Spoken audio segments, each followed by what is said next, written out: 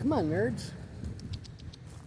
It's funny, there's these little kids across the street. I don't know if they're from Thailand or like Myanmar or one of them countries. If they're one of those Southeast Asian countries, I think very well could be. But a little baby is always pointing at the doggy, and it's just so cute. But that's not what this video is about. This video is about there's this young man. He's probably my age. I know he's got some mental deficiencies. He pushes a walker and leans over it, right? And he never has his shoes on. And I'm like, dude, you can't be walking around without your shoes. You're going to cut your foot, you're going to get an infection, and you're going to die. I mean, I'm just saying. And he just looks at you, and I go, where are your shoes? And he goes, oh, they're up at the store. And I go, why are you taking your shoes off? No, you don't got an answer. And then as I, like, turn around, as he turns around and walks away, as he's pushing his thing all bent over, his ass is hanging out. And I go, dude, you don't feel the wind on your ass? Like, not just part of your ass, but there's a good 60% of your crack is showing. And he's like, oh, I didn't know. And I'm like, dude, like, I want to say, like, thank you, Jesus, for my mom fucking putting up with me as long as she did.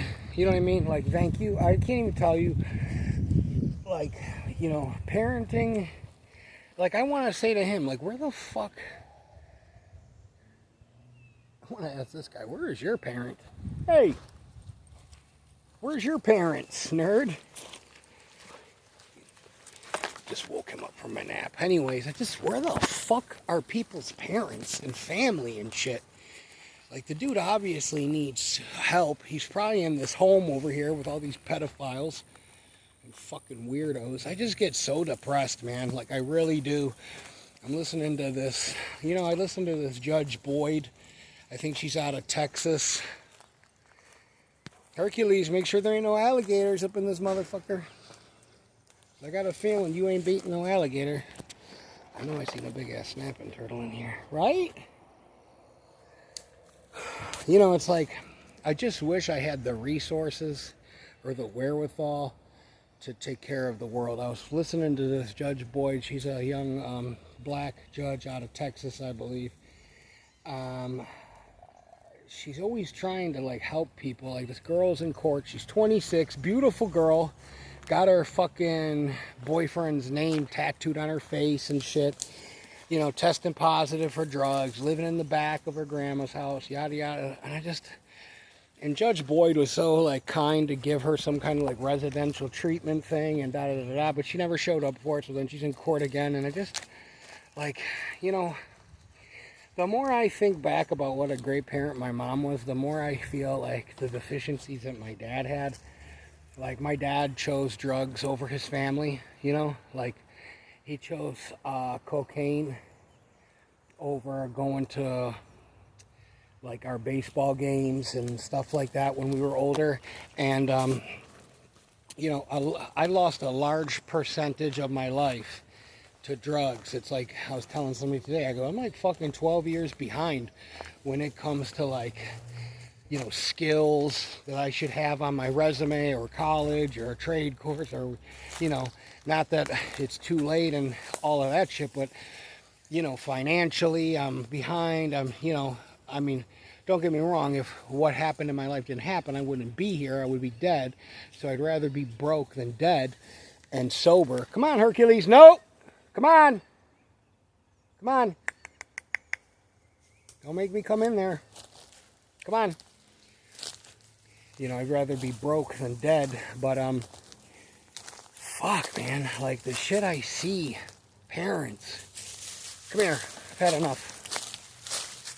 Yes, I've had enough. I'm your parent. You're making bad choices. Let's go, bitch. So, the shit I see, okay?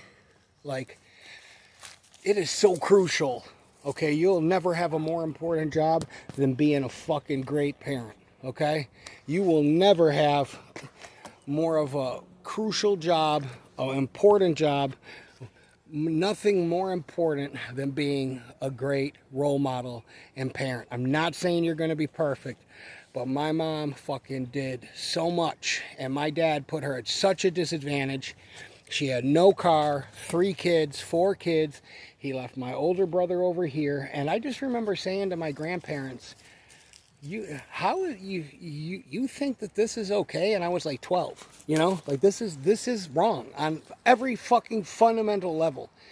And I just remember, I always said to myself, remember one time we were at a homeless shelter on like Easter, I was wearing like a gotcha shirt.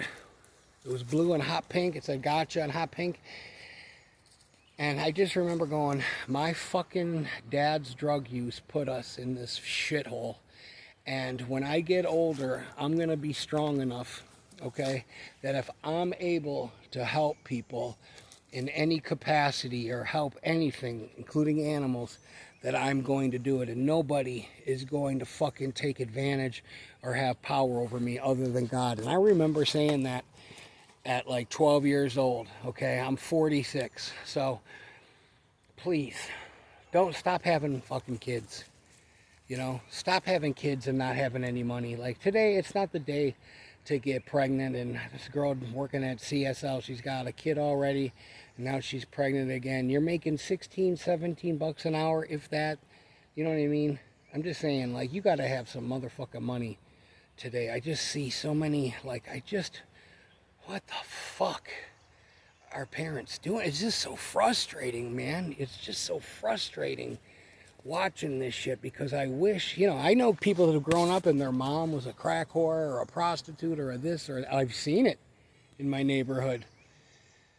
You know, I've seen girls go, no, I have 3 kids, my mom's got custody. And I go, aren't you ready to have a better life? You know, aren't you ready to surrender your life to Jesus? Like, aren't you ready to, like, seriously, like, you would rather live like this than be embarrassed to admit or to get on your hands and knees and give your life to Christ? You would rather live like this? You know what I mean? Like, you have that much pride that comes before the fall of mankind. You have that much pride that you are willing to die like a fucking loser. You know what I mean? You know, like, I was such a loser before God saved me and intervened. I am on, every day I wake up, I am on borrowed time. I was going to kill myself.